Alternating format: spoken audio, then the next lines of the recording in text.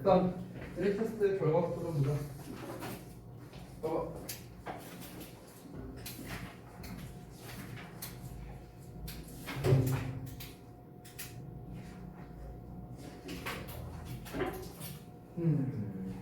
그다음에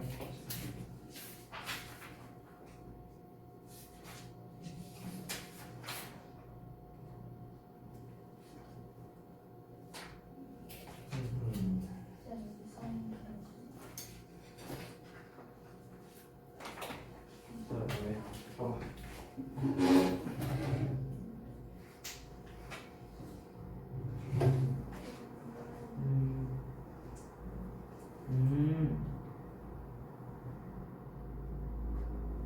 요거를 안 붙인 거긴 하지만 이렇게 해도 상관은 없어요. 요 단어도 괜찮아요.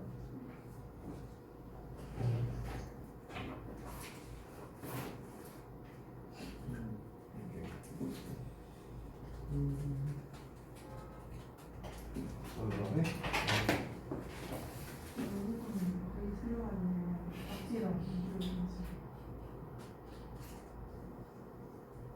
이건 네가 다시 써본 거야? 아니 그러니까 이 빨간색 말고.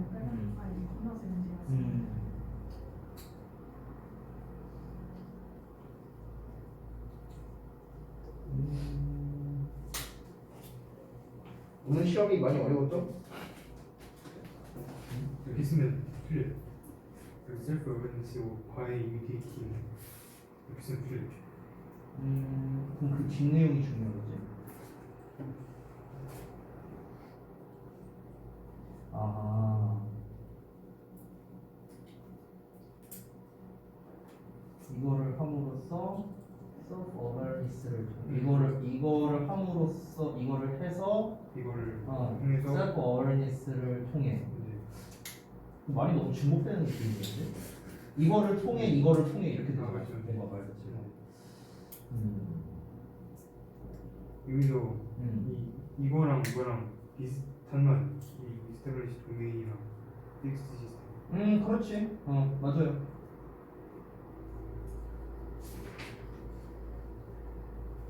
오케이. 그다음에 봐봐.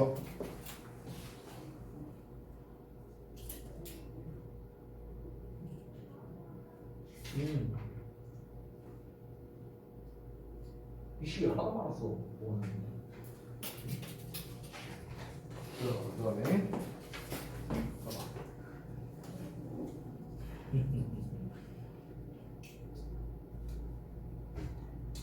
얘를 안 붙이면 틀려. 왜냐면 그럼 주어가 얘가 돼버리고. 그렇잖아.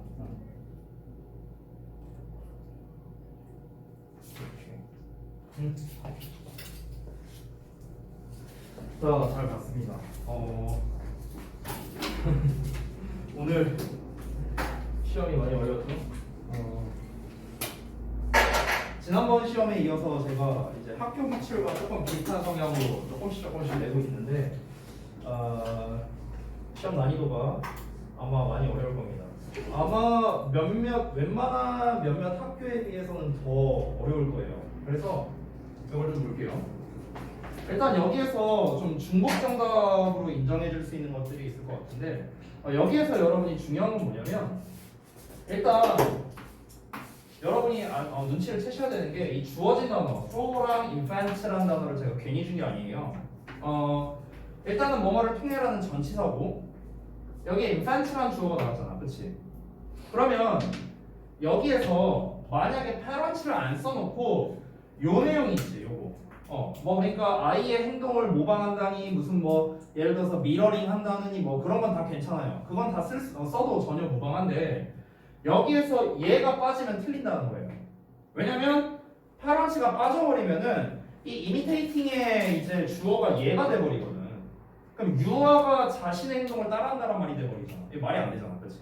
그러니까 여기에서의 parent라는 즉 의미상의 주어, 이 동명사의 의미상의 주어가 나와줘야 된다는 게 중요합니다. 이거는 제가 그냥 대표되는 답을 써놨을 뿐이지 여기에서는 유아의 행동을 따라한다라는 그 내용이 다 어떤 게 들어가도 상관없어요. 뭐 infant action이라고 써도 되고요, behavior 써도 되고요, mirroring 써도 되고요. 상관없어. 그건 상관없는데 여기서 중요한 거는 이제 요 사실 parents라는 녀석을 얘네가 눈치채서 과연 쓸 수 있느냐, 이게 오히려 이 의미상의적으로 쓸 수 있는지를 보는 게 좀 핵심적인 그런 부분이었고요. 어쨌든간 이걸 통해서 유아가 그들의 초기 자아 인식을 증진시킬 수 있다라는 게 이 글의 이제 대표적인 주제이 됐었다. 그래서 제가 의도한 바는 사실 이 부분, 이 부분을 이제 너네가 제대로 해결할 수 있는가, 저거를 내본 거였고요. 그 다음에 오른쪽 여기도 중복되는 정답이 많이 나올 수 있는데 이게 그 영재 얘기였잖아. 영재 얘기.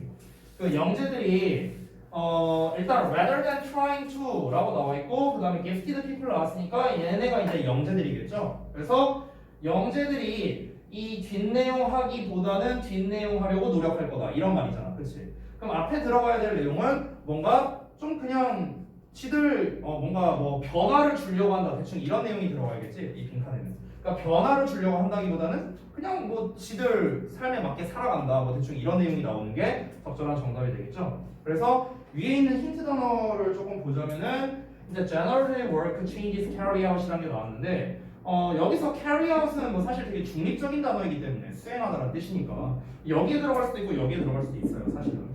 근데 여기에서 아까 말했다시피 변화를 주려고 한다라는 내용이 여기 들어가면 좋다고 했었지. 그래서 쌤이 changes라고 써놨는데 여기서 changes라고 쌤이 힌트 단어를 준 것도 어찌 보면은 좀 이제 약간 함정을 위해서 쓴 거라고 보면 될 것 같아요. 그냥 change로 써놨다면은 여러분이 여기서 그냥 trying to change 이렇게 썼을 수 있는데 일부러 s를 붙였다는 거는 아 명사형이구나라는 걸 니네가 좀 그 의도를 파악하면 좀 더 좋았을 것 같다. 그래서 make changes 변화를 주려고 노력한다기보다는 어떤 거에 일반적으로 여기서 fixed system이라고 나왔는데 이 fixed system이라는 거는 바꿔 쓸 수 있는 말이 많죠. 뭐 established domain, established system 뭐 이런 것들. 그러니까 확립되어 있는 영역, 뭐 기존의 영역, 뭐 existing system 뭐 이렇게 쓰셔도 되겠고요. 그러니까 그런 기존의 영역이라는 개념이 들어가면은 사실 다 맞아. 이 부분은. 이거는 뭐 상관없고 얘가 중요하다기보다는 사실은 여기서 변화를 준다라는 내용이 들어가야 된다는 거예요. 그래서 사실 이 부분이 조금 중요한 내용이었다. 그렇게 보면 되겠고 그 다음에 여기는 그냥 기존의 방식대로 그냥 기존에 그냥 지네들이 배워왔던 뭐 고정되어 있는 방식으로 그냥 지들의 일을 해 나아간다 이런 내용이 나오는 거겠죠. 그래서 중요한 거는 이 successfully라는 단어가 생각보다 중요한 게 왜냐면 어쨌든 얘네가 영재 출신들이기 때문에 대충 하지는 않거든. 그러니까 기존의 영역에서 확립되어 있는 영역에서 그냥 자기들이 해야 할 일을 최선을 다해 한다, 성공적으로 한다 라는 내용은 들어가 줘야 되기 때문에 이 successfully는 여러분이 좀 넣어주셨으면 좋겠고요. 그 다음에 중요한 단어는 또 뭡니까? 확립되어 있는 영역에서라는 요 말이 되게 중요하겠죠. 그렇죠? 그래서 확립되어 있는 방식으로 또는 확립되어 있는 영역에서 그들의 일을 수행한다. 여기서 established way 대신에 아까 나왔던 뭐 fixed라든가 아니면 existing이라든가 뭐 이런 단어들 다 쓸 수 있겠습니다. 그래서 여기서는 변화를 준다. 어떤 거에 기존의 것에 변화를 주는 게 아니라 기존의 것을 그냥 한다. 이런 내용이 들어가면은 정답이 된다. 라고 할 수 있겠다. 자, 그 다음 넘어가서 다음 페이지 볼게요. 오늘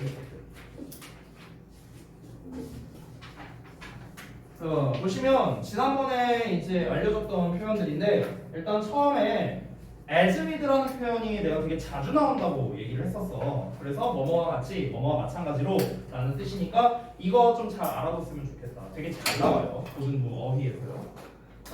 그러고 이제 뒷부분. 뭐 사실 뒷부분에서는 뭐 딱히 어려울 만한 건 없는데 이 learning 이하 이 부분만 조금 잘 보면 좋을 것 같아. 그래서 start with 하면은 뭐뭐로 시작하다 이렇게 해석을 하거든. start with가 뭐뭐로 시작하다.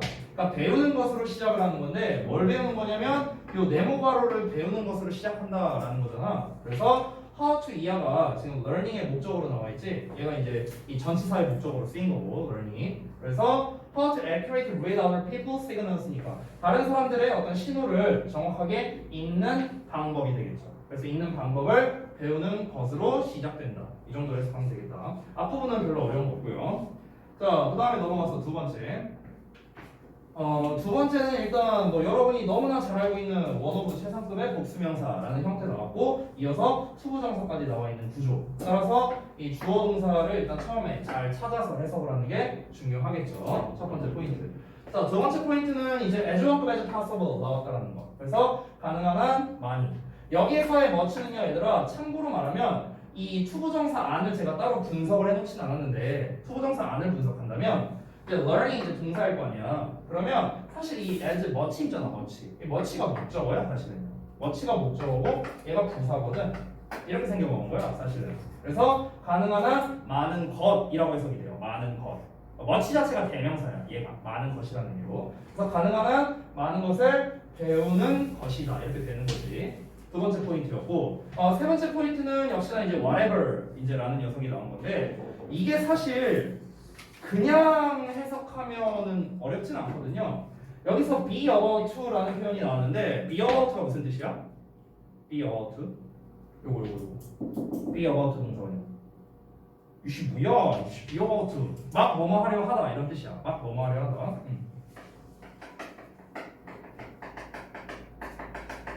자 그러면은 너가 막 들어가려고 하는 상황 이렇게 해석하면 되겠죠. 그렇죠? 그러니까 이게 사실 어떻게 생겨본 거냐면 이 복합관계사 자체가 이제 복합관계 대명사잖아요. whatever가. 이 복합관계 대명사는 원래 뒤에 불완전한 문장이 나오는 게 이제 원칙이에요. 불완전한 문장이 나오는 게 원칙인데 근데 사실 뒤를 보면은 약간 이런 느낌 들거든. 우리가 해석된 거를 보면은 지금 여기가 you're about to enter가 마치 앞에 나와 있는 situation을 꾸며주는 거와 좀 비슷하게 해석이 돼요. 그러니까 네가 막 들어가려고 하는 어느 상황이든지에 대해서 약간 이렇게 우리말로 좀 자연스럽게 해석되는데 사실은 구문으로 따지면 이렇게 생겨먹은 거야. 이 whatever가 이끄는 절이 일단 얘가 주어야. 그럼 여기가 동사겠죠, 그렇죠? 그럼 situation이 목적어야. 그러면은 완전한 문장이 아닌데? 다 나왔는데? 이렇게 될 수 있잖아요. 사실은 whatever가 이렇게 꾸며주는 거야. 얘 형용사죠. 그래서 사실은 원래 이 녀석의 정식 명칭은 복합관계 형용사라는 놈인데 이거는 사실 이 용어 자체를 그 고등부에서 안 배워요. 복합관계 형용사라는 용어 자체를. 그러니까 그런 용어는 몰라도 돼. 용어는 몰라도 되고 그냥 니네가 해석을 할 때 네가 막 들어가려고 하는 무슨 상황이든지 간에 그냥 이렇게 해석하면 돼요. 무슨 상황, 무슨 얘가 이제 상황을 꾸며주는 거죠. 상황이 없다면은 네가 들어가려고 하는 건 무엇이든지 이렇게 해석하면 되고 여기서 뒤에 명사 나왔으니까 무슨 상황이든지에 대해 됐어요? 이렇게 해석을 하시면 되겠습니다. 자, 그 다음에 넘어가서 오른쪽으로 볼게요. 세 번째. 세 번째는 역시나 우리가 좀 자주 보는 allow 목적어 투부정사 구조 나왔습니다. 얘가 뭐 하도록 허용하다, 뭐 하게 하다 이런 식으로 해석하면 되겠지. 여기에서 투부정사 사이에 이제 부사가 껴있는 거 참고적으로 보시면 되겠고 이것은 너로 하여금 더 쉽게 이해하게 해준다라는 겁니다. 뭐를 이해하게 해주냐면은 사람들의 진정한 감정을 느끼게 해주고요. 이해하게 해주고 그리고 respond. 이 respond는 앞에 나와 있는 understand와 짝꿍이죠. 그래서 반응하게 해준다. in a way 어떤 방식으로 뒤에 나와 있는 뜻은 관계대명사. 앞에 나와 있는 away가 단수이기 때문에 동사에도 s를 붙였다라는 걸 알 수 있겠죠. 그럼 어떤 방식이냐면 사람들을 만드는 거야. feel really good. 그러니까 정말로 좋은 기분이 들게 만드는 방식으로 반응을 하는 것을 하게 해준다는 거죠. So, 그래서 they want to please you. 그들이 너를 기쁘게 하길 원한답니다. In return, 그에 대한 보답. 그렇죠? 그래서 뭐 절은 이제 막 여러 개가 나오긴 했는데 여기에서는 쌤이 봤을 때 여기 respond와 understand가 병렬 구조로 돼 있다는 거. 요것만 조금 너네가 체크를 잘하면 해석하는데 크게 무리는 없을 거라고 생각이 듭니다. 자, 그다음 마지막 네 번째 볼게요.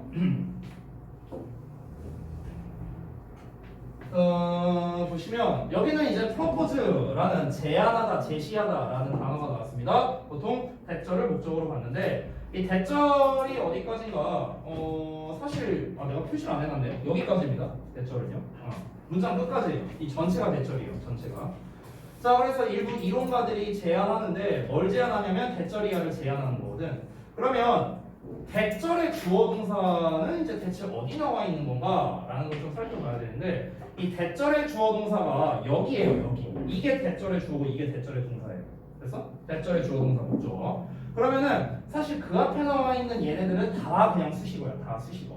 근데 이제 수식어가 어떤 구조로 나왔는지 요 세 줄, 요 부분을 좀 해석을 잘하는 게 핵심이겠죠. 그래서 대절 다음에 갑자기 인 전치사의 명사 나와 있고요. 미러링이라는 동명사 나왔으니까 이 동명사의 목적어가 infant behavior 이렇게 나와 있는 거야. 그래서 그 유아의 행동을 미러링 하는 데에 있어서 근데 그 행동이 뭐냐면은 또 이제 관계사의 계속적용법 나오는 거야. 그래서 이 계속적용법이 또 여기부터 여기까지가 또 한 덩어리가 되는 거거든. 그래서 그러한 것이 유아들을 어디로 노출시키냐면은 어떤 외부적인 인지적 표현을 하도록 뭔가 이제 노출을 시키는데 어떤 표현이냐 또 꾸며주는 거야. 수식어가 또 나오죠. 그러면 what they are internally experiencing. 그러니까 그들이 내적으로 경험하고 있는 것이라는 표현. 뭐 이런 식으로. 그래서 지금 이만큼이 수식어로 나왔기 때문에 요 세 줄을 해석을 하는 게 되게 핵심적인 부문이라고 할 수 있겠고요. 뒷부분은 별거 없어요. 뒤에는 심플하죠? 그냥 부모님들이 facilitate 뭔가를 용이하게 한답니다. 유아들의 초기의 이해를 용이하게 한다는 거죠. 그들 자신의 경험이라는 그런 유아 초기의 이해를 용이하게 한다. 여기는 별거 없어. 근데 여기가 조금 여러분 입장에서 해석하기 좀 어려운 그런 문장이 됐었다. 그래서 방금 말했다시피 이렇게 한 덩어리. 그 다음에 계속적용법 한 덩어리인데 계속적용법 내부를 또 보자면은 오브의 명사가 이 명사가 명사절로 나온 거죠. 왓절로. 그래서 이 오브 덩어리가 앞에 나와 있는 manifestations를 또 이제 설명해 주고 있고요. 그러면서 expose 목적어 to 해갖고 expose A to B라는 구조가 나왔죠. A를 B에 노출시키다 이런 식으로. 그래서 여러 가지 복합적으로 이제 구문이 나온 문장이라고 할 수 있겠다. 그래서 난이도가 좀 어려웠어요.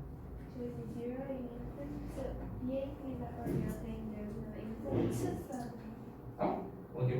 어디? 여기 앞 페이지에 아 이거요? 얘는 형용사처럼 쓰인 거라고 생각하면 돼요. 유아의. 그러니까 유아의 행동 이렇게 되는 거고 여기서 인펜트 말한 거예요? 여기 앞에서 앞에가 어디 말한 거야? 첫 1페이지야? 1번이요? 여기요? 네. 아 이거요. 요거는 뭐 크게 상관은 없어요. 사실 아까 제가 뭐 이렇게 뭐 각 잡고 이렇게 설명하지는 않았는데요. 요 어퍼스트로피 때문에 그런 거죠? 예, 상관없습니다.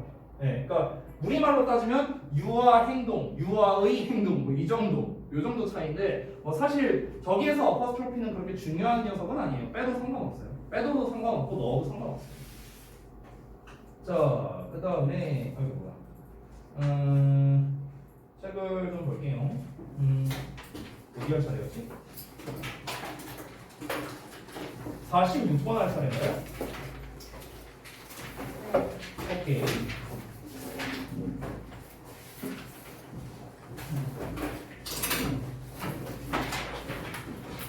자, 46번을 좀 볼게요. 책의 108페이지입니다. 108페이지. 그리고 참 하기 전에 앞서서 좀 여쭤보고 싶은 게 있는데 우리가 이제 또 한동안 문제를 좀 많이 안 풀었었는데 뒤에 그 문제 있잖아요. 그게 이제 어디까지 풀었었는지 좀 보여줄래? 지난번에 우리 한성전에 했어가지고 요양문까지 했었네. 그렇죠. 그러니까 요약이잖아 여기가. 그렇죠? 오케이 알겠습니다. 이번에 오늘 하면 요약 파트가 끝날 텐데 다음번에 숙제가 나갈 때 그 부분이랑 좀 다시 재개를 좀 해보도록 할게요. 그 정답지는 제가 그때 줬었나? 주지 않고 저기에다 보관해놨었나 내가 아마. 이거는 그냥 제가 개수만큼 뽑아줄게요. 저기 일단 있으면 있는 거는 그냥 가져가셔도 되고요. 이제 만약에 부족한 거 있으면 그냥 줄 테니까 그거 보고 여러분이 채점하고 하시면 될 것 같습니다. 자, 그러면은 108페이지 46번 지문 좀 같이 살펴보도록 하겠습니다. 앞에 불 좀 끌게요. 잘 보이지? 됐죠? 자, 봅시다. 또 어떤 내용인지. 이번엔 또 요약을 우리가 어떤 식으로 구조를 잡아야 또 요약을 할 수 있을지 또 한번 연습을 해보죠. 자, 일단은 첫 내용을 보니까 My father was a pharmacist. 그러니까 우리 아빠가 약사였다라고 나온 거 보니까 어떤 개인의 좀 일화를 통해서 뭔가를 말하고 싶은 것 같은 그런 느낌이 좀 드네요. 그러면은 보통 이렇게 일화가 나오는 경우는요, 일반적으로 구체적인 주제가 나오지 않는 경우가 많습니다. 일화가 등장하는 경우에는 어떤 일화가 등장하는 경우에 보다 구체적으로 주제를 언급하는 경우가 잘 없다라고 생각을 하면 돼요. 구체적으로는 없어요. 그러니까 간접적으로 말하는 거야. 간접적으로. 일화라는 게 원래 다 그런 거예요. 원래는 일화를 말해주는 이유가 뭐냐면요. 사실은 여기에는 교훈적 메시지가 있어요. 원래 우리가 이솝우화라던가 무슨 막 어렸을 때 읽었던 막 그런 동화 같은 거 있잖아. 걔네들을 잘 생각해봐. 거기에서 그 우리가 책을 이렇게 읽다 보면은 거기에 주제문이라고 과연 말할 만한 게 있어요? 없잖아. 근데 다 읽고 나면은 우리가 나름 어떤 생각이 들잖아요. 아, 착한 놈은 잘 되고 나쁜 놈은 엿되는구나. 뭐 뭔가 이런 그 생각은 들 거 아니야. 그러니까 그런 교훈적인 메시지가 담겨져 있다는 거죠. 항상 일화라는 거에는 그렇다는 거야. 근데 여기에서의 일화는 어떤 일반적인 그런 일화라기보다는 어떤 개인의 경험에 관련된 일화인 거잖아요. 그래서 사실 개인의 경험에 관련된 일화는 교훈적 메시지일 가능성은 조금 낮아요. 개인의 일화니까. 그래서 개인적인 일화는 여기에서 이 교훈적 메시지는 보통 좀 빠지는 경우가 많다라고 보면 되겠습니다.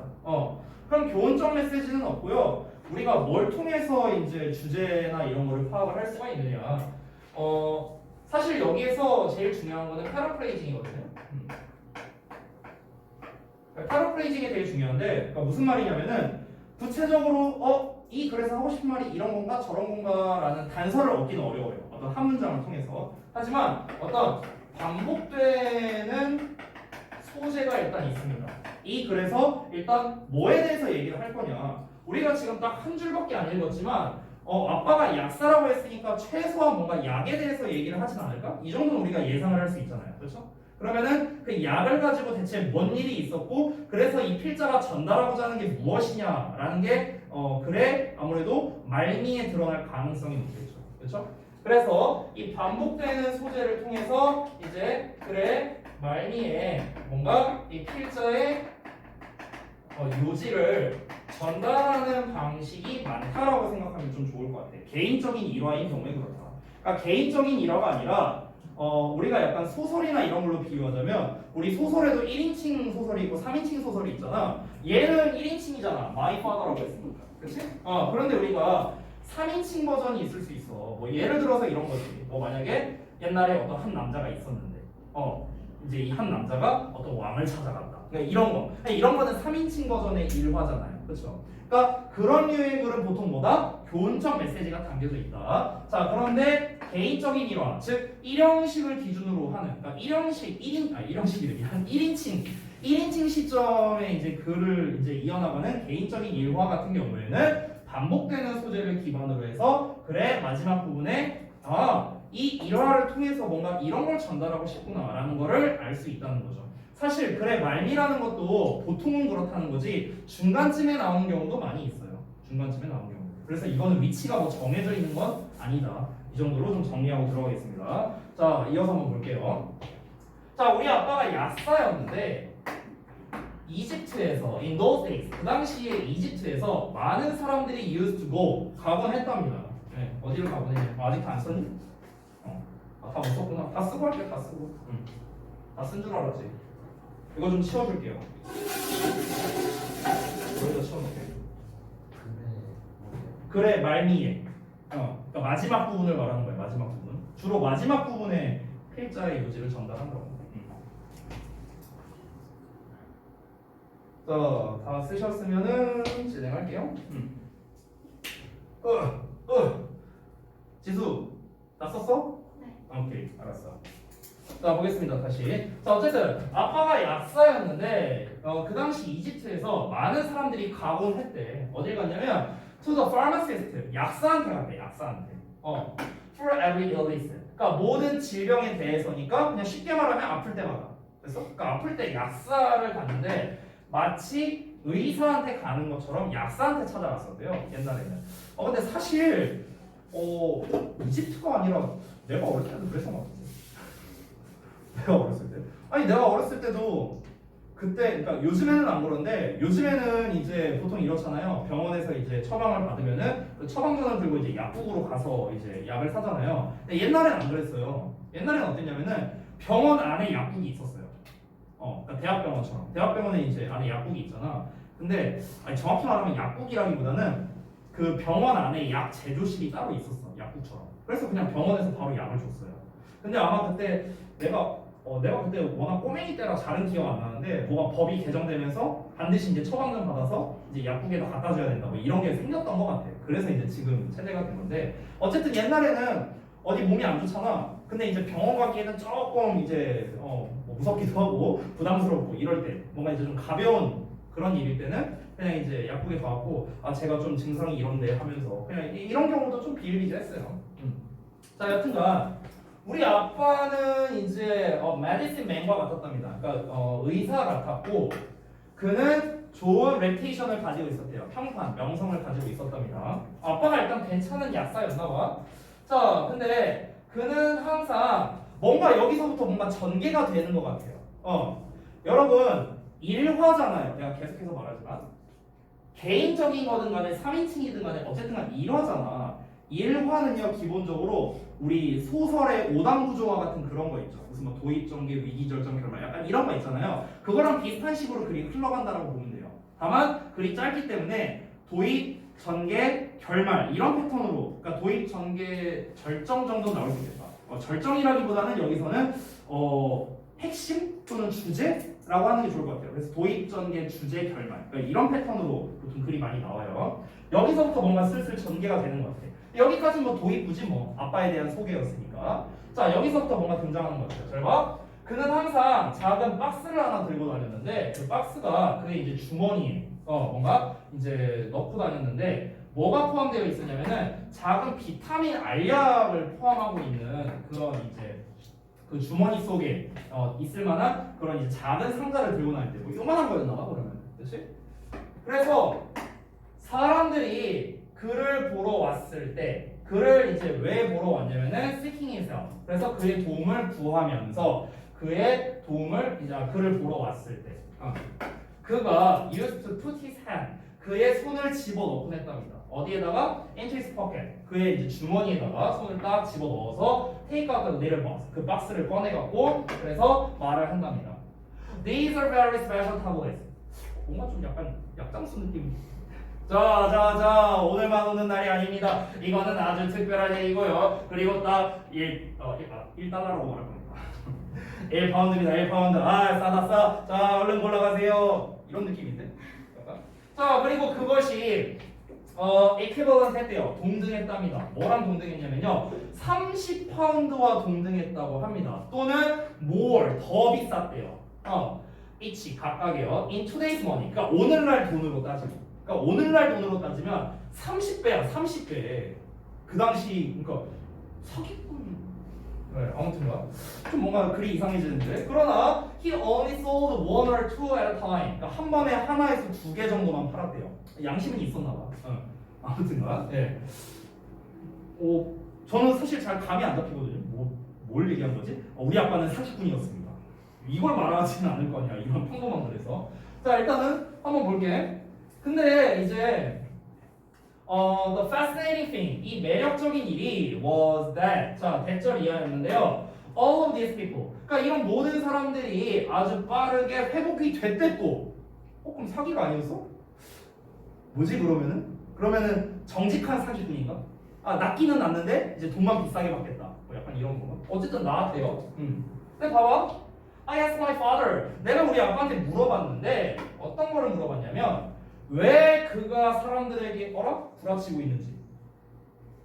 뭐야? 그럼 이거 뭐야? 지금 글이 어떻게 흘러가고 있는 거야? 잘 정리해보자. 처음에는 아빠가 되게 평판이 좋은 사람이라고 했어 분명히. 아빠 이미지가 지금 한 줄마다 지금 계속 재평가되고 있거든. 자 어쨌든가 아빠 이미지가 좋은 사람이었어. 근데 아빠가 약을 겁나 비싸게 팔았어. 지금 돈으로 30파운드래요. 자 그랬는데 또 일단 먹으니까 낫긴 나았대. 그럼 또 괜찮잖아. 근데 또 그게 구라였대. 뭐 사람들한테 거짓말했다는 거야. 뭐야 대체 이 사람 어떻게 한 줄마다 평가가 바뀌어?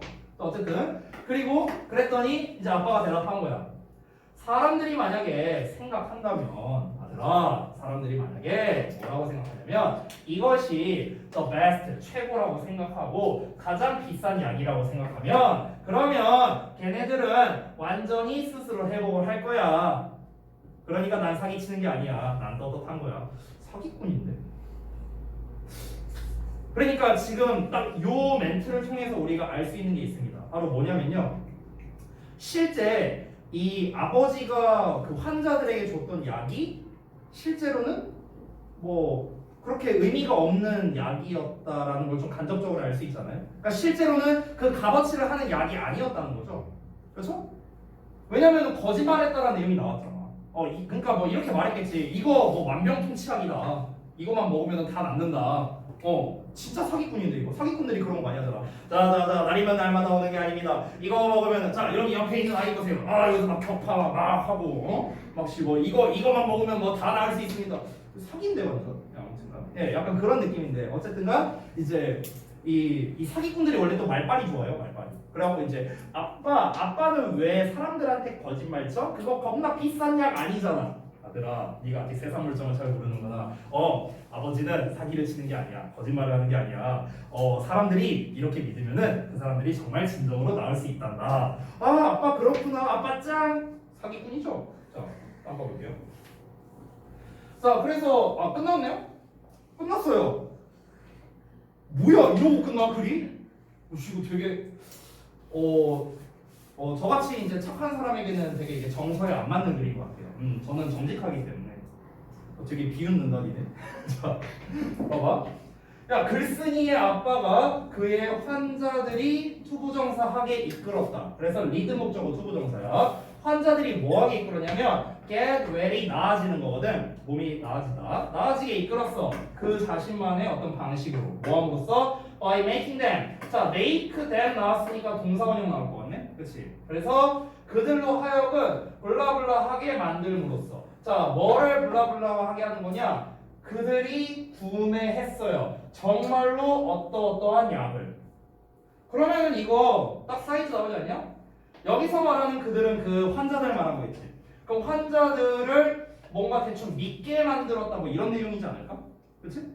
환자들이 여기 왜냐면 뒤에 대시 나왔잖아 얘들아. 구조를 보면. 그러면 지금 이 문장 구조만 보더라도 우리가 뭘 유추할 수 있냐면 일단 얘가 사역동사니까 목적어 나오고 여기 동사원형 나오겠다. 이 정도 알 수 있어.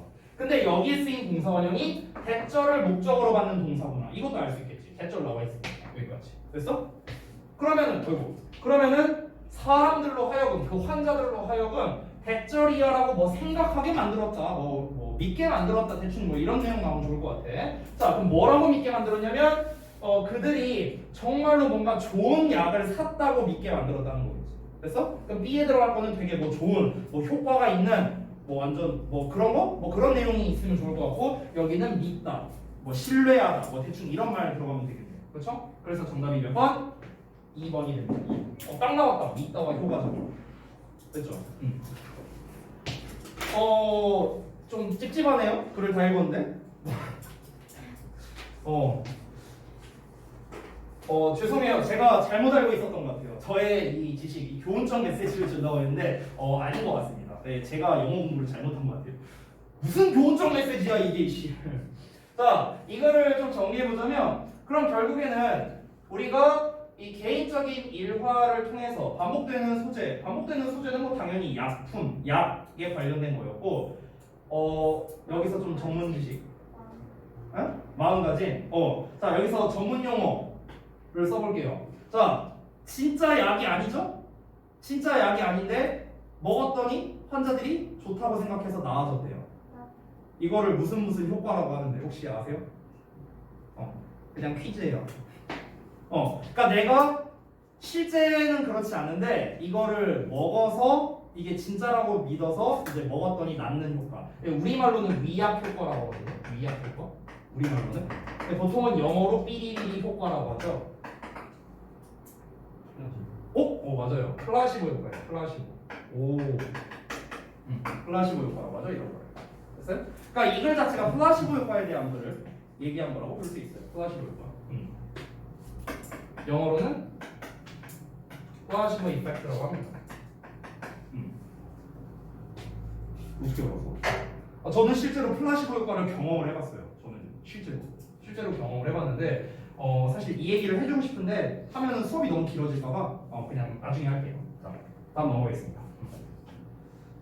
자, 그 다음에 47번 갑시다. 자, 봅시다. 여기는요, 제가 글의 이 구조를 조금 간단하게 한번 써봤어요. 그래서 여기 뭐 도입부라든가, 그 다음에 주제라든가, 뭐 이런 걸 좀 간단하게 한번 써봤는데, 어떤 내용인지 좀 한번 같이 살펴보겠습니다.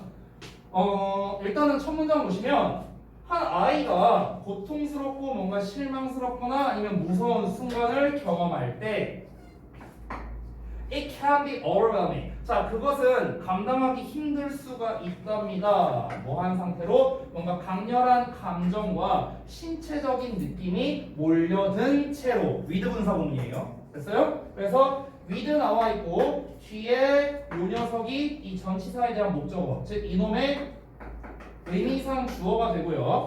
이 flooding이 이제 동사는 아니지만 동사라고 취급을 할 수 있겠죠. 그래서 with 목적어 ing, 얘가 ing 하면서 이렇게 해서 가면 되겠습니다. 그래서 강렬한 감정과 신체적인 느낌이 몰려들면서 어디로? 우뇌로 몰려들면서 되게 뭔가 좀 감당하기 힘든 뭐 그런 거를 이제 겪을 수 있대요. 그러니까 이제 고통스럽거나 실망스럽거나 무서운 경험을 할 때, 무서운 순간을 경험할 때, 그러니까 약간 좀 뭐랄까 여기 첫 글에서 지금 뭐 얘기하고 있지는 않은데 뭐 트라우마 같은 걸 얘기하고 싶은 건지 아무튼 뭐 뭔가 그런 좀 이렇게 감정적으로 감당하기 힘든 이제 그런 상황이 생길 때 이제 아이들이 굉장히 힘들어할 수 있다 뭐 이런 얘기를 했네요. 자, 그래서 다음 내용을 보자면 when this happens, 자 이런 일이 일어날 때 우리는 부모로서 can help, 도와줄 수 있답니다. Bring the left hemisphere. 자, 왼쪽 반구니까 그러니까 좌반구, 좌뇌를 말하는 거야. 좌뇌. 그래서 좌뇌를 가져다 줄 수 있대요. 엥? 그러니까 좌뇌를 가져다 줄 수 있다는 거는 좌뇌를 불러일으켜 줄 수 있다는 거거든. 위에서 우뇌에 뭔가 이런 게 막 들이닥친다라고 했잖아요. 보통 이제 우리가 우뇌는 보통 그 감정을 담당하고 뭐 좌뇌가 이성을 담당한다 그렇게 말하지 않나? 그렇지 않냐? 아닌가? 반대인가? 아니 나 잘 몰라 사실. 뭐 그런가 보지 뭐 어쨌든. 그러니까 좌뇌가 이제 이성의 영역이니까 그거를 좀 불러일으키도록, 그러니까 이성의 영역으로 좀 얘가 생각할 수 있도록, 더 쉽게 말하면 이성적으로 생각할 수 있도록 도와줄 수 있다는 거죠. 우리가 부모로서. Into the picture, 그 상황에 so that 뭐 할 수 있도록 그 아이가 can begin, 시작할 수 있도록 뭐를? To understand what's happening. 그러니까 무슨 일이 일어나고 있는지를 이해한다. 이해한다라는 말이 나왔잖아, 얘들아. 그렇지? 아까 위에서는 어떤 그런 이제 감정적인 것들이 이제 좌뇌에 들이닥친다라고 했잖아요. 그렇죠? 이제 감정의 영역이니까. 근데 우뇌에 들이닥친다고. 근데 이제 좌뇌를 이제 불러일으키게 해준다라는 말 자체가 뭐냐면은 이 아이가 뭔가 이성적으로 생각할 수 있게 도와준다라고 생각하면 좋겠죠. 그렇죠? 그래서 이 부분이 의미하는 건 뭐다? 이성적으로 생각하다 라고 우리가 의역할 수 있겠죠. 됐나요? 이성적으로 생각하다. 좌뇌를 불러다 주는 거니까 이성적으로 생각하게 도와줄 수 있다라는 거죠. 야 그거 그렇게 무서운 일 아니야. 근데 잘 생각해봐. 정말 논리적으로 또는 이성적으로 생각하면 이거 뭐 별거 아니야. 그러니까 이런 식으로 부모님이 뭔가 도와줄 수 있다는 거죠. 그 트라우마를 극복하는 데 있어서. 됐나요? 자, 이어서 볼게. 그러면은 여기까지는 사실상 글의 도입부라고 할 수 있습니다. 그럼 도입부를 통해서 우리가 이 글의 소재를 대략적으로 파악할 수 있는데 결국 이 글의 소재는 어떤 아이의 불안한 마음이죠. 아이의 불안감을 뭔가 해소시켜줄 수 있다라는 겁니다. 해소시켜줄 수 있다. 그렇죠? 그러니까 그 해소시켜줄 수 있다는 게 어떤 이성의 영역을 활용해서 해소시켜줄 수 있다는 거겠죠. 근데 그 이성의 영역이라는 게 뭔지는 아직은 몰라요. 아직은 몰라 그게. 자, 그래서 이제 주제문이 나오는 것 같은데 그걸 어떻게 해결을 해야 되는가 한번 보자고요. One of the best ways to promote this type of integration. 자, 그러면 이만큼이 이 앞에 있는 원을 꾸며줍니다. 자, 최고의 방법 중 하나인데 이러한 타입의 통합을 증진시켜주는 최고의 방법 중 하나가 무엇이냐면, 자 얘들아 미리 말해줄게. 여기서 인티그레이션이랑 통합이라는 단어가 나왔거든. 이 통합이라는 게 뭘 의미하는 거지? 통합? 통합을 증진시켜준대. 이게 뭔 말인 것 같아? 자 지금 여기 도입부에서 얘들아 부연 설명에 나왔던 거야. 좌뇌와 우뇌였잖아. 그치? 우뇌는 감정을 담당한다는 걸 우리가 이 글에서 간접적으로 알 수 있어요. 그쵸? 얘가 지금 많이 차지하니까 애들이 멘붕이 오는 거 아니야, 쉽게 말하면. 그렇잖아. 얘가 지금 이 우뇌가 지배적이야. 어떤 그런 이제 무서운 일이나 이런 트라우마가 될 만한 일을 딱 겪었어. 그러면은 그때는 우뇌가 지배하고 있다고. 우뇌가. 그래서 우뇌가 지배하고 있으니까 얘가 막 계속 무서워하고 그 비슷한 일만 겪으면은 계속 트라우마처럼 남고 이럴 수 있다는 거지. 그래서 부모가 뭘 도와줘야 돼? 좌뇌를 활성화하도록 도와줘야 된다고. 이 좌뇌를 활성화한다는 거 그래서 내가 아까 말했잖아. 어떤 이성적으로 생각하도록 도와준다라는 거겠지. 되니? 그러면은 여기서 말하는 통합은 뭘 말하는 거겠어? 좌뇌와 우뇌의 밸런스라고 생각하면 되겠지. 이해됐어? 좌뇌와 우뇌를 통합하는 거라고. 원래 뇌가 이렇게 있으면은 예를 들어서 좌뇌와 우뇌가 이렇게 있다고 쳐봐. 근데 내가 어떤 무서운 일을 겪어서 이 우뇌가 신체 전체를 지배한 거야. 예를 들어서. 그러니까 내가 두려움에 아무것도 못하고 막 이런 일이 벌어지는 거지. 근데 여기에서 이 좌뇌가 개입하게 되면은 이제 믹스가 될 거 아니야. 그치? 그럼 적절히 믹스가 돼서 좌뇌와 우뇌의 통합 버전이 이제 우리 몸을 지배하게 되겠죠. 그쵸? 그러니까 여기서 말하는 이 통합을 증진시켜준다는 거는 결국에 우뇌가 맥스가 됐을 때 좌뇌도 이걸 끌어올려줘서 밸런스를 맞춰서 이 밸런스 맞춰진 이 통합된 버전을 증진시켜주도록 도와주는 방법이라고. 됐어요? 그러니까 결국에 여기에서 이러한 종류의 통합을 증진시켜준다는 거는 좌뇌와 우뇌의 밸런스라고 생각하면 되는 거야. 니네가 밸런스. 됐어? 균형. 좌뇌와 우뇌의 균형. 좌뇌와 우뇌의 균형이라는 거를 더 쉽게 말하자면 뭡니까? 이성적인 영역과 감정적인 영역의 균형이라고 생각을 하면 되겠네. 됐어? 됐어요? 이렇게 이해를 하면 된다고. 자, 그러면은 이러한 종류의 통합을 증진할 수 있는 가장 좋은 방법이 있대요. 이 밸런스를 지켜주는 방법이 있대. 그게 바로 무엇이냐? 이 뒷부분이랍니다. 만약 내가 이거 스포하면 안 되는데. 몰라. 그냥 스포. 자, 만약 내가 이 지문 갖고 시험 낸다. 그럼 난 여기 빈칸 줄 거야. 여기. 왜? 추제문이잖아. 응. 이러한 종류의. 그러니까 나 같으면은 여기도 아마 바꿔버릴 수도 있어. 그러니까 이러한 종류의 통합을 증진시켜주는 최고의 방법 중 하나 이렇게 나와 있잖아. 원문에는. 그럼 나는 어떻게 바꿀까? 뭐 예를 들어서 좌우의 뭔가 밸런스를 맞추기 위한 최고의 방법 중 하나는 뭐 이렇게도 똑같은 말이지. 됐어? 그러니까 이런 게 바로 패러프레이징이야. 패러프레이징. 내가 매번 얘기하는데 다른 말로 바꿔 쓰면서 의미가 똑같은 거 있죠. 방금 내가 말한 거 이게 다른 말로 바꿔 썼는데 똑같은 의미인 거잖아. 이런 걸 이제 패러프레이징이라고 했죠. 이 패러프레이징 버전으로 항상 시험에 나온다는 걸 얘가 염두를 해둬야 돼. 그러면 내가 이 부분을 빈칸 땅 뚫어놓고서도 얘를 똑같이 쓰진 않겠죠. 자, 뭐라고 나오는지 보자. 이 최고의 방법이 뭐예요? To help retell.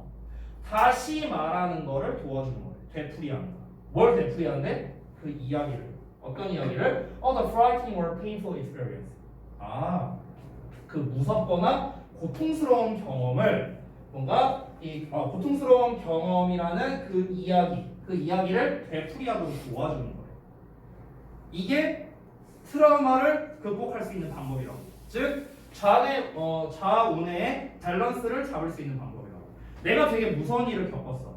그러면은 보통은 어떻게 하냐? 보통은 그 얘기를 다시는 안 들려주거나. 왜냐면 애가 계속 얘기하면 쫄 거 아니야, 무서울 거 아니야. 그걸 계속 하면은. 그러니까 보통은 우리가 안 그러잖아. 어떤 무서운 일을 겪으면은 그래 괜찮아 하면서 다음부터 안 그러면 돼. 다음부터 그런 거 안 보면 돼. 이러면 이제 보통은 이렇게 하는데 오히려 그 거꾸로 한다는 거죠. 거꾸로 계속 얘기하는 거야. 아니야, 들어봐봐. 너 그때 무서운 일을 이렇게 겪었어. 근데 이거는 이렇게 했을 때 이건 무서운 일이 아니야. 그러니까 오히려 이렇게 계속. 그러니까 얘가 아주 그냥 질려버리도록 그 얘기에. 그러니까 그렇게 계속해서 되풀이하는 게 오히려 좌우뇌 밸런스를 잡아주는 데 있어서 더 좋다라는 거죠. 더 쉽게 말하면 그 아이가 무서운 일을 극복하는 데 도움이 된다는 거죠. 오히려 그걸 계속해서 상기하는 게. 됐어? 그러면은 벌써 지금 내가 말한 여러 가지 말들이 다 여기서 패러프레이징 할 수 있는 다 수단들이에요. 방금 내가 이런 거 얘기했죠? 상기시키다? 리마인드 같은 단어 써도 되겠네 그러면? 그렇지? 그럼 어떻게 하면 돼? 나의 아이로 하여금 계속해서 그 무서운 트라우마를 또는 그 트라우마를 상기시키는 것이다. 뭐 이런 식으로 내가 빈칸해도 되겠네? To remind my child, my children of 하면서 막 이렇게 써도 되겠네. 됐어? 그러니까 얼마든지 말을 쓸 수 있다고. 그래서 니네가 이런 류의 되게 좀 애매모호한 말이 나왔을 때 이게 무슨 말일까라는 그거를 너네가 좀 생각을 잘 해야만 패러프레이징을 잘 할 수 있고 패러프레이징을 잘해야만 변형 문제에 대처가 된다라고 생각을 하면 되겠다. 특히 주제문은 정말 시험에 거의 웬만하면 낼 수밖에 없는 거기 때문에 항상 주제문은 너네가 패러프레이징 하려고 노력을 해야 된다. 자, 그 다음부터는 예시예요. 이거는 제가 전에도 얘기했던 건데 웬만하면은 예시 전에 나오는 게 주제문이지. 그래서 여기서부터 주제에 대한 예시가 시작한다. 예를 들어 볼게. 자, 예를 들어 벨라가 9살이었는데 그때 변기가 넘쳤대. 오쉣. 자, 그래서 언제 변기가 넘쳤냐면 그녀가 변기물을 내리는데 샥 하고 내려가는데 네. 아무튼 그런 일이 있었대요. 야, 애기가 9살인데 얼마나 무섭겠어. 변기가 샥 이러는데. 그래서 그 물이 증가하는 거에 대한 경험이고요. 그래서 물이 증가해서 어떻게 됐대요? Power on the floor니까 바닥에 막 쫙 이렇게 된. 그 경험이 left her 그녀를 남겨놨어. 어디다 남겨놨냐면요. unwilling to니까 기꺼이 뭐하지 않는 거지. 그렇지? 그러면은 flush the toilet afterward. 그 이후로 그 변기에 물을 내리지 않으려고 하는 상태로 남겨놨다는 거야. 무서우니까. 그러니까 이거는 진짜 트라우마 얘기인 것 같아요. 여기서 한 단어로 말하면. 제가 그 바퀴벌레를 겁나 싫어하거든요.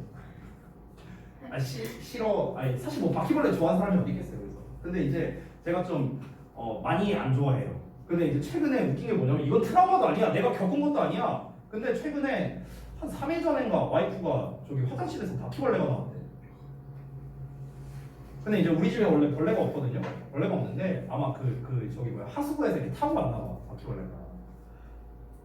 그래갖고 이제 그 생각을 하니까 이제 잊고 있었는데 막 이렇게 머리를 떴는데 갑자기 그 생각이 나는 거야.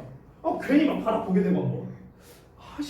괜히 막 부석가 이런 데 있나 없나 한번 보게 되고. 괜히 얘기해갖고 나한테. 약간 좀 그런 느낌. 근데 이거를 치료하려면 어떻게 해야 된다고? 그 얘기를 계속 해야 된대. 난 치료 못할 것 같아. 네, 아무튼. 다음 내용 볼게요.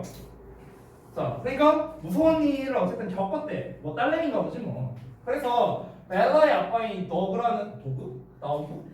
걔는 아무튼 뭐 어쨌든 뭐 이 아저씨가 알게 됐답니다. 뭐에 대해서 name it to tame it이라는 그런 이제 기법이 있는데요. 그러니까 말을 해서 길들이기, 그것에 대한 이름을 대서 그것을 길들이기라는 어떤 기법에 대해서 이제 배워봤을 때 그가 앉았어요. 그의 딸내미와 같이 앉아서 그 이야기, 그러니까 그때의 이야기를 계속 되풀이했답니다. 그 이야기가 뭐냐면 이제 토일렛이 이제 넘쳤던 그 이야기를 한 거죠. 나빴다. 딸아 일로 와봐. 그때 네가 물을 넘쳤지. 변기물을 세게 내렸지. 변기물이 막 폭포처럼 나왔지. 바닥 막 개판됐지. 이렇게 얘기했다는 거죠. 아니 오늘 글들이 왜 이래 다. 이거 아빠들 다 아빠도 그럼 아빠는 사기꾼이고 오늘 글들 마음에 안 드네. 자 어쨌든 자 어떤 목적어 투부정사 나왔어. 그녀가 얘기하게 허용했어. 이제 여기서 as much of the story as 나왔으니까 여기 she could는 한 단어로 possible이죠. 그렇죠? 그러면 그녀가 할 수 있는 한, 가능한 한 그 이야기에 많은 것을 말하게 시켰대. 진짜 아빠 멘탈 짱이다. 네가 말해. 그때 뭔 일이 있었어? 더 자세히 말해. 그래서 변기물 넘쳐서 그래. 그때 똥 쌌어, 오줌 쌌어, 막 이러면서 막. 네. 그리고 help to fill in the details. 상세한 거를 또 작성하게 했대요. 그때 뭐 저기 뭐 양은 뭐 똥은 얼마나 많이 쌌어? 이러면서 더러운 얘기 안 할게요. 자 그러면은 그 이야기를 여러 번 반복하고 난 후에 벨라의 공포심이 줄어들었대. 줄어들었대 진짜. 그리고 결국에는 사라졌대. 그러면은 요 마지막 문장 부분을 통해서 이제 알 수 있는데 이 글은 전형적으로 도입, 주제, 예시로 나온 글이에요. 그렇죠? 도입, 주제, 예시. 자, 도입부에서는 뭐였습니까? 도입부에서는 어떤 자녀가, 어린 아이가 어떤 무서운 일을 겪으면은 그걸 감당하기 힘들 수 있는데 그거를 해결하려면 어떻게 해라? 그냥 반복해서 말해라. 그러니까 글의 주제는 어떤 공포를 이제 극복하기 위해서는 그거에 대해서 계속해서 반복시켜줘라. 이게 글의 주제예요. 이게 글의 주제야. 그에 대한 예시, 썰이 나오는 거고요. 그래서 그러면 당연히 이 글에서 이 요양문 내용이잖아요. 지금 이거 자체가. 그럼 이 글에서 가장 핵심은 뭘까? 어떤 공포를 극복하기 위해서는 그러니까 반복적인 상기가 필요하다는 거게 돼요. 이거 아니야? 그렇죠? 반복적인 상기가 필요하다는 점. 이거를 기반으로 요양문을 만들면 되겠네요. 그렇죠? 이 글에서 하고 싶은 말이 이거였습니다. 그죠? 그러면은 지금 제가 쓴 말, 요 말이 그냥 이 말 똑같아요. 주제문에 나와 있는 거랑 똑같아요. 맞죠? 근데 이 주제문만 보고 우리가 답을 고르기 어려운 이유는 뭐냐면 이 주어 부분이 어렵게 나와 있어서 그래. 주어가 만약에 공포를 극복하는 가장 좋은 방법 중 하나는 이거다 하면은 그냥 사실 뒷내용 안 읽어도 돼. 근데 그렇게 하면 이제 지문이 너무 쉬우니까 이 글쓴이가 이제 어렵게 쓴 거지. 무슨 뭐 통합을 뭐 증진시키고 이딴 식으로 말을 어렵게 쓴 거지. 그러니까 주제문만 보고는 이 이제 정확한 이 주어 부분을 파악하기 어려우니까 그래서 예시를 준 거고요. 됐어요? 자, 그러면 이제 답은 엄청 쉽겠네요. 요겁니다. 우리는 가능하게 할 수 있답니다. 아이가 블라블라를 가능하게 할 수 있대요. 그들의 고통스럽고 무서운 경험을 당연히 극복하다란 말이 나와야겠네요. 그러면. 그렇지? 극복하게 하는 걸 가능하게 할 수 있다는 거죠. 뭐 함으로써? having them 나왔으니까 얘들아 또 얘 사역동사야. 딱 보면 여기 목적어, 여기 목적격 보호겠네. 그렇지? 자, 그러면은 그들을 뭐하게 함으로써 as much of their pain history as possible. 가능한 한 그 고통스러운 이야기를 많이 반복이겠네. 그럼 여기는 됐어? 그럼 정답 몇 번? 4번이네요. overcome 되고. 아니? 자, 조금만 쉬었다 하자.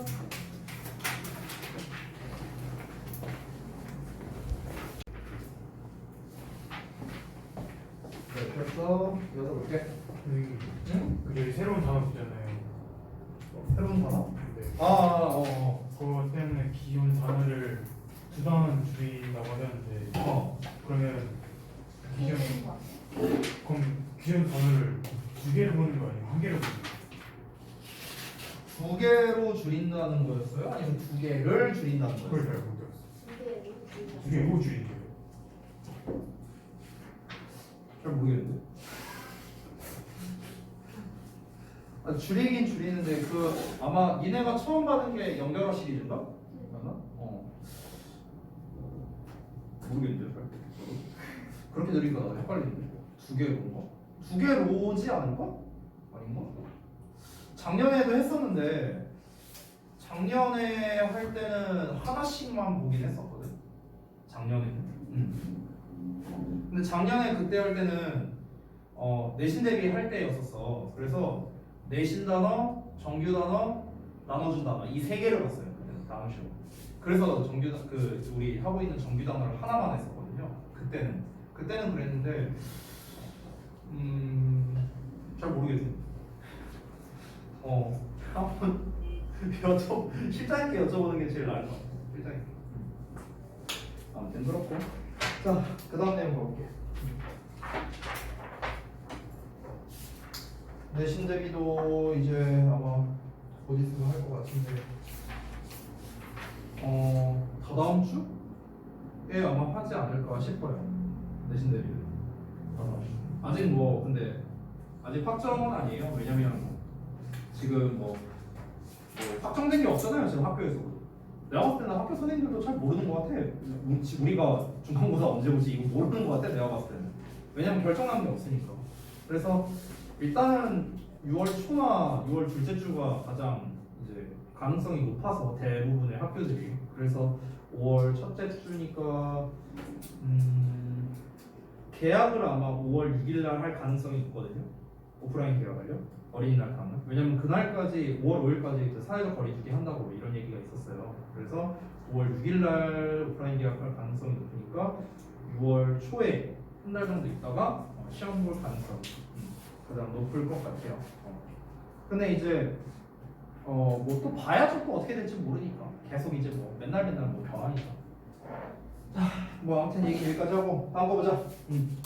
48번 지문입니다. 112쪽이에요. 자, 역시나 요약문이고 이번엔 또 무슨 내용인지 한번 살펴보겠습니다. 보시죠. 자, 우리가 귀여운 생명체를 볼 때래요. 이건 또 뭘까? 우리는 must fight an overwhelming urge. 자, 우리는 압도적인 충동과 싸워야 된다는 어떤 충동이냐면요. To squeeze that cuteness. 그 귀여움을 쥐어 짜버리려고 하는 충동이래요. 어떤 느낌인지 아시겠죠? 그렇죠? 너무 귀여워. 막 이렇게 하고 싶은 막 그런 거 있잖아. 네, 그런 충동과 싸워야 된대. 그러니까 싸워야 된다는 거는 너무 막 이렇게 자꾸 막 젖듣고 싶고 한데 그렇지 않게 하려는 그 충동, 그걸 참아야 된다는 거죠. 그렇죠?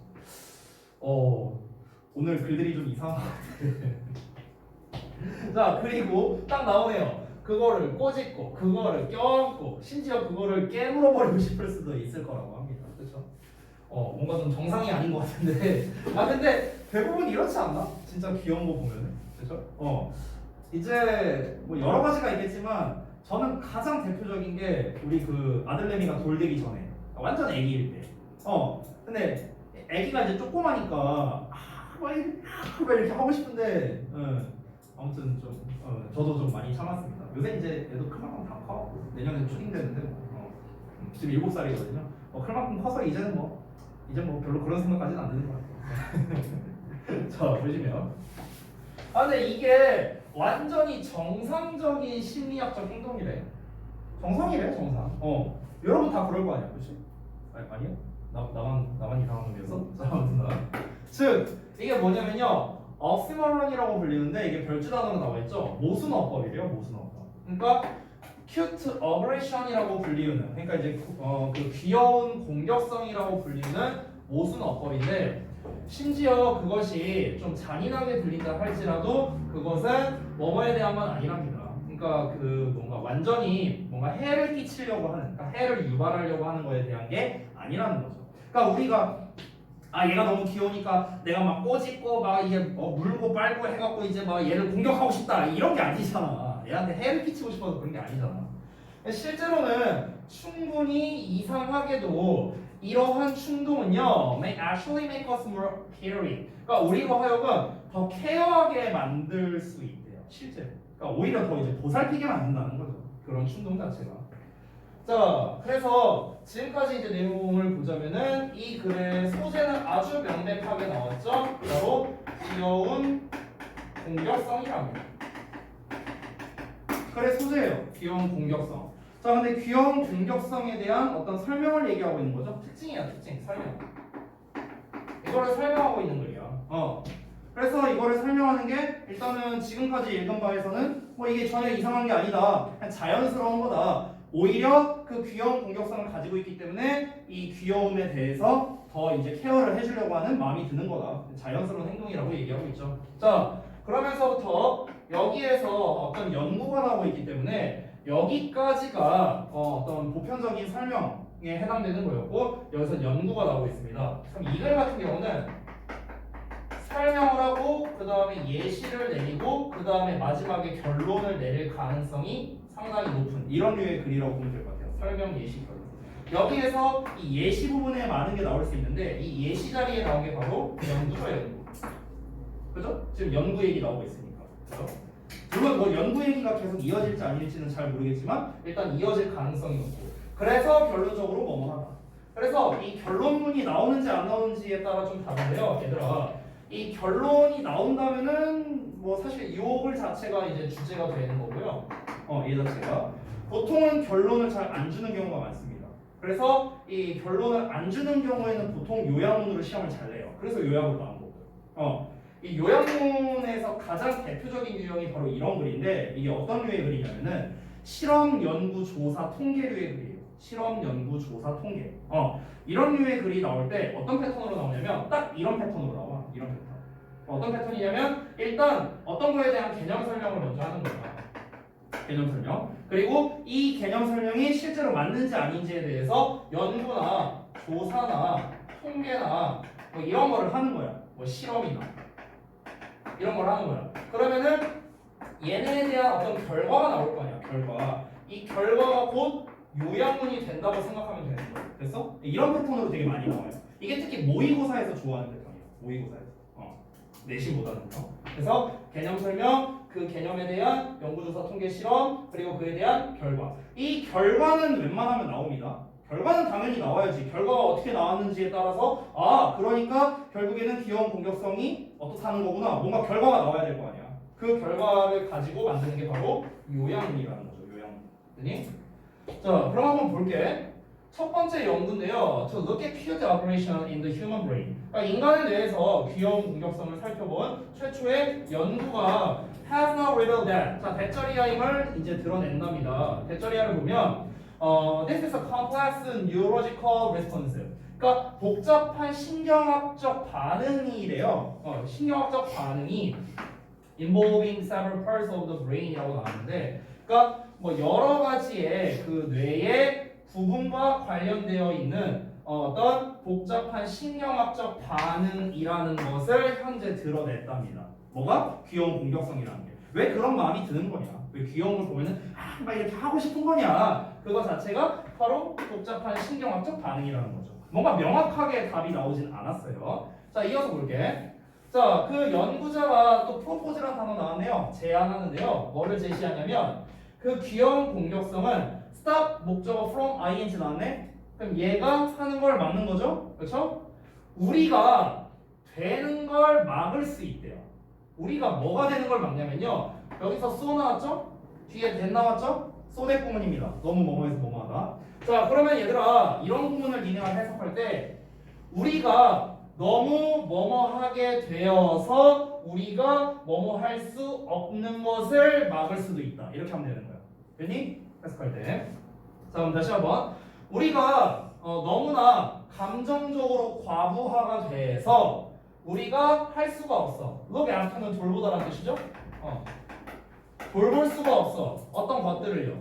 어떤 것들이야? that are super cute니까 연락이 온 거. 그래서 그러니까 엄청나게 귀여운 것들을 돌볼 수 없게 만드는 걸 막을지도 모른다라고 제안한대요. 자, 이게 이제 막 뭔가 없는 거를 막을지도 모른다 막 이런 말이 나오니까 이게 좀 헷갈릴 수 있는데 다시 한번 천천히 볼게요. 자, 여기 앞부분은 중요하지 않고 귀여운 공격성은 우리로 하여금 우리가 감정적으로 과부하되는 걸 막아버린대. 우리가 감정적으로 과부하되는 걸 막 이렇게 막 너무 막 이런 거 그러니까 이렇게 과부하가 되는 거를 막아버려. 그래서 우리가 어떤 너무나 귀여운 거를 돌보지 못하게 해버린다는 거지.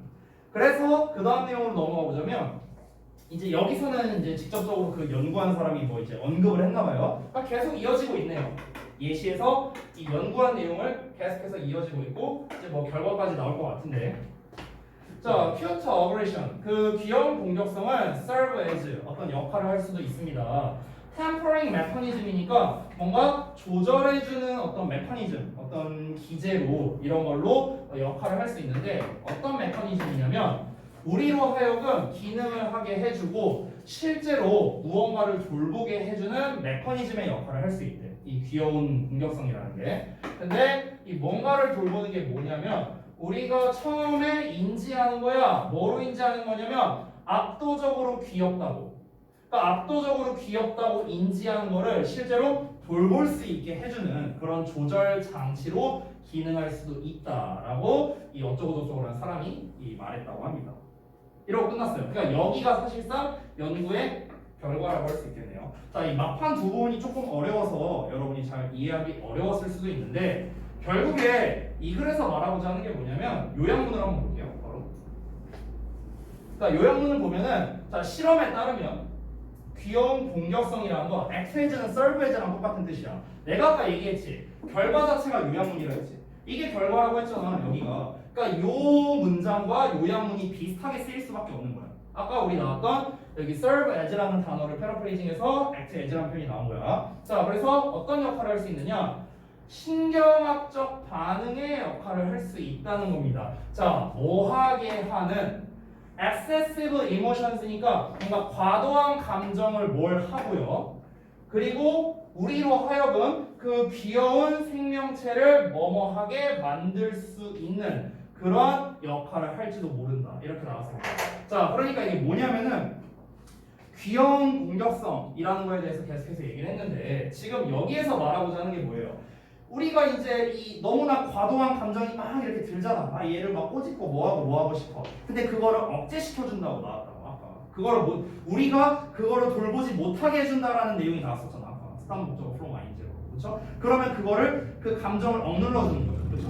막 이렇게 꼬집고 뭐하고 이렇게 하는 그 감정을 억눌러주고. 그럼 그 억눌러준다는 것 자체가 뭡니까? 얘를 좀 잘 케어하게 해준다라는 거잖아요. 그렇죠? 그러면은 결국에는 여기서 그 과도한 감정을 뭔가 좀 억눌러준다? 대충 뭐 이런 뉘앙스의 글이 나와야겠죠. 뭔가 그 감정을 뭔가 조절하지 못한다 이런 내용이 아니라 오히려 반대로 잘 조절한다, 뭐 억눌러준다, 대충 이런 뉘앙스가 나오면 되겠고, 그래서 그 귀여운 생명체를 잘 돌보게 만들어준다, 잘 케어하게 만들어준다, 뭐 이런 내용이 나오면은 적합한 정답이 되겠죠. 그래서 정답이 2번이 되는 거예요. 조절해 주는 거고 care for 돌보게 해준다는 거죠. 내용이 이해되셨나요? 됐어요? 자, 그래서 여기는 조금 이제 막판의 내용이 어려웠는데 이 내용을 이제 사실 이런 글이 나왔을 때는 여러분에게 이제 문제풀이 전용으로 좀 팁을 드리자면은 사실 아까 여기랑 여기 이 두 부분을 제외하고 여기까지는 그렇게 아마 어렵진 않았을 거야. 너네가 내용을 이해하는 데 있어서. 근데 이 부분이 이제 조금 직독직해가 어려울 수 있고 여기는 내용적으로 니네가 조금 어려울 수 있어요. 그러면은 거꾸로 가면 돼. 요약문이 나와 있잖아. 그럼 요약문을 보고 우리가 예측을 할 수도 있어요. 아, 귀여운 공격성이라는 게 어떤 이런 반응의 역할을 하는데 어떤 반응이냐면은 아, 과도한 감정을 뭔가 해주는 역할을 하는 거구나. 그리고 우리에게 뭔가 좀 이 귀여운 생명체에 대해서 블라블라하게 만들어주는 뭐 그런 역할을 하는 거구나. 이런 식으로 이제 우리가 요약문을 먼저 읽고 들어갈 수 있다는 거죠. 그래서 실제로 좀 팁을 주면은 모의고사 40번 같은 문제 있잖아요. 요약문 같은 거 풀 때. 그때 실제로 좀 더 좋은 방법은 요약문 먼저 읽어보고 들어가면 더 좋아요. 실제로. 왜냐면은 요약문이라는 것 자체가 결국 뭐냐? 글의 핵심적인 내용을 추격해 놓은 거잖아요. 그러니까 요약문을 먼저 읽으면 대충 이 글에서 뭘 말하고 싶은지 빈칸 부분 제외하고 보더라도 보여요. 이게 귀여운 공격성이 어쨌든간 뭐 무슨 신경학적 반응의 역할을 할 수 있구나. 뭐 약간 뭐 과도한 감정을 어떻게 하고 어떤 귀여운 생명체를 어떻게 하고 이런 걸 할 수 있구나. 일단 이걸 알고 들어가면은 사실 글을 읽기가 좀 더 수월하다는 거죠. 됐어요? 그래서 실제로 40번 같은 문제 풀 때는 다시 한번 어떻게 해라? 보기문을 먼저 읽고 그 다음에 그러니까 주어진 문장을 말하는 거죠. 주어진 요약문을 먼저 읽고 문제를 풀면 되겠다. 이거는 내신에서도 마찬가지입니다. 알겠죠? 자, 그래서 여기까지 마무리했고 시간이 되게 애매하네. 시간이 9분 남았거든. 9분? 35분까지 써주니까. 그러면은 이렇게 할게요. 그 다음 챕터가 밑줄 내용 추론이야, 얘들아. 밑줄 내용 추론. 그래서 이 밑줄 내용 추론에 대한 그냥 이 풀이에 대한 이 설명을 좀 해줄게요. 차라리 남은 시간 동안. 여기를 한번 펴볼래, 여기? 여기 한번 펴봐. 유닛 9 밑줄 내용 추론이라고 나와 있는 거죠. 자, 거기 보면은 이 유형이 이제 모의고사 기준으로는 18년도 이제 6월 때부터 이제 나왔어요. 그때 이제 고3에서만 나왔었고 고1, 2에서는 안 나온 유형이에요. 그래서 이게 신유형인데 결국에 이 밑줄 유형은 뭐냐면요, 패러프레이즈 문제예요. 패러프레이즈. 그러니까 밑줄 쳐놓고 얘가 의미하는 바가 뭐냐라는 걸 물어보는 건데 이거는 그냥 니네 입장에서 이렇게 생각하면 될 것 같아. 그냥 빈칸 문제라 생각하면 될 것 같아. 빈칸 문제. 됐어? 그러니까 그냥 빈칸 대신에 비유적 표현을 써놨다라고 생각하면 편해요. 빈칸 대신에 뭔가 얘가 상징하는 거를 비유적인 표현으로 써놨다. 이런 식으로 생각하면 되거든. 그래서 중요한 건 뭐냐면 그 밑줄 쳐져 있는 문장만 보고는 절대 답을 알 수 없어요. 왜냐면 웬만하면 비유적이고 추상적인 표현을 써놓거든. 그러니까 약간 어찌 보면은 이게 글의 구조에 따라 주제문이 될 수도 있고 그 이제 밑줄 부분 자체가 아니면은 주제랑 무관하게 그냥 추상적이고 비유적인 표현만을 쓸 수도 있고요. 뭐 그런 거죠. 그러니까 이제 뭐 약간 이런 거죠. 뭐 예를 들어서 만약에 어떤 글이 나왔는데 글이 예를 들어서 내가 막 학교에 다니는 게 막 너무 답답하다. 뭐 예를 들어 이런 류의 글이 나왔다고 쳐봐. 그래서 쭉 나오다가 마지막에 밑줄을 쳐놨어. 나는 지금 마치 감옥에서 지내는 죄수와 다를 바가 없다. 막 이런 식으로 써놓는 거야. 거기에 밑줄을 쳐놓는 거지. 그러면은 이 밑줄이 상징하는 바가 뭐겠냐? 그만큼 굉장히 답답하고 갑갑한 삶을 살고 있다. 뭐 대충 이런 걸 거 아니야. 그러니까 이런 식으로 나온다는 거야. 되게 비유적이고 추상적인 버전으로 나오는 게 밑줄 내용 추론 유형이라는 거죠. 사실 모의고사에서 나오는 유형이고요. 내신에서는 사실 그렇게 선호하는 유형은 아니에요. 내신에서 이런 유형을 잘 내지는 않습니다. 내신은 이렇게 내지 않고 얘를 활용해서 빈칸으로 내죠. 얘를 활용해서. 그러니까 어떻게 내는 거냐면 얘는 그냥 이제 그 비유적인 표현에 이제 밑줄 쳐져 있고 얘가 의미하는 바가 뭐냐? 패러프레이징을 잘 해봐라 이런 문제잖아요. 그러면 내신에서는 어떻게 내냐면은 그냥 그 비유적인 표현을 보기 5개를 만들어놔요. 이렇게 5개를 만들어 놓고 그래서 이 빈칸에 뭐가 들어가야 되냐? 그러니까 거꾸로 풀어야 되는 거야. 거꾸로. 그러니까 여기에 나와 있던 내용을 통해서 어떻게 얘를 비유적으로 표현할 수 있을까? 이제 이런 식으로 내는 거지. 이게 내신 유형. 내신 스타일은 이렇고 그 다음에 모의고사 스타일은 이 비유적인 표현을 다시 풀이해서 해석하면 그래서 이게 뭔 말이냐 이렇게 가는 거죠. 그러니까 반대예요. 반대. 내신과 이제 모의고사에서. 그래서 이제 모의고사를 기준으로 하자면은 사실 단서들은 다 나와 있습니다. 앞부분에 다 나와 있고요. 이게 밑줄이 이제 뭐 초반에 쳐져 있냐 마지막에 쳐져 있냐 뭐 이런 거에 따라 좀 차이는 있는데요. 사실 단서들이 웬만하면 다 명확하게 나와 있고 빈칸 부분 문제를 푸는 거다라고 생각하면은 좀 여러분이 좀 쉽게 할 수 있겠다. 오히려 빈칸보다 난이도는 낮은데요. 패러프레이징을 얼마나 잘하느냐가 관건인 것 같아요. 그러니까 문장 전환을 너네가 얼마나 잘할 수 있느냐. 이거를 어떻게 니네가 쉬운 말로 바꿔 쓸 수 있느냐. 그러니까 좀 쉽게 표현하면 말장난하는 느낌이야. 말장난하는 느낌. 그러니까 예를 들어서 그 116페이지 같은 문제 잠깐 보면은 이건 이제 프로젝트 앞뒤에 그냥 볼게. 그러니까 116페이지 같은 거 보면 Playing Intellectual Air Guitar라고 나왔잖아. 그럼 이걸 직역하면은 그들은 지적인 에어 기타니까 에어에서 그냥 공중에서 기타 친다고 하니까 기타를 안 친다는 거나 마찬가지잖아. 그치? 그러니까 기타 치는 흉내 낸다? 약간 이렇게 생각할 수도 있겠죠. 그렇죠? 그냥 우리가 이제 그냥 이러는 거야. 그냥 이러는 거. 이러는 거. 그냥 공중에서 기타 치는 흉내? 근데 인텔렉츄얼이니까 뭔가 지적으로 뭐 이렇게 하나? 아무튼 뭐 이렇게 하고 있는 거 뭐 하고 있는 중이다. 이렇게 나왔잖아. 근데 이 말만 보고 얘가 뭘 상징하는지 우리가 어떻게 알아요? 그렇잖아. 그렇기 때문에 그냥 얘가 의미하는 바가 뭘까? 이 에어 기타? 뭔가 좀 이렇게 기타를 좀 그냥 좀 지적이긴 한데 뭔가 이렇게 공중에서 치고 있는? 그러니까 뭔가 이게 치는 척하는? 약간 이런 건가? 그럼 여기서 치는 척한다는 게 뭘 의미하는 거지? 라는 게 이제 우리가 찾아야 할 단서가 되는 거죠.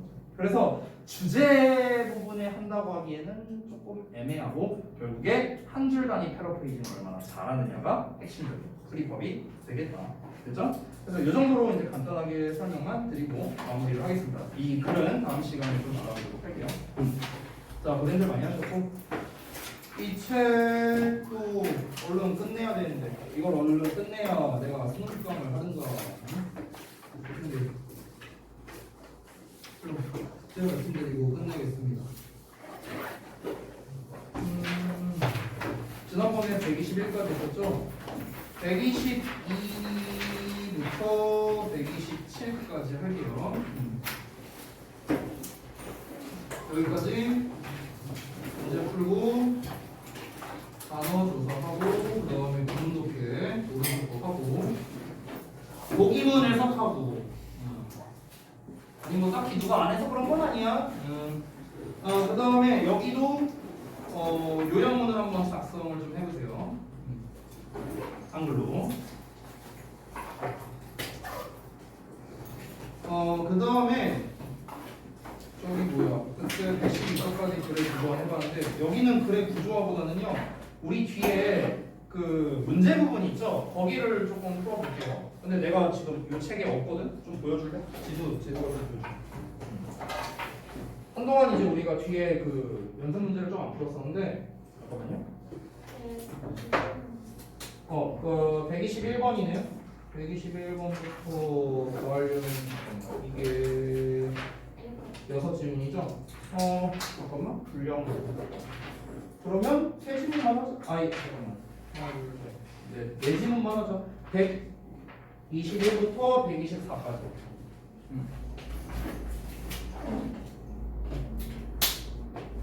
자, 그래서 여기도 문제 풀고, 그 다음에 그 보기문 아마 해석하라는 게 있을 거예요. 보기문 해석. 까지 해보시면 되겠습니다. 됐죠? 좋습니다. 고생들 많이 했다.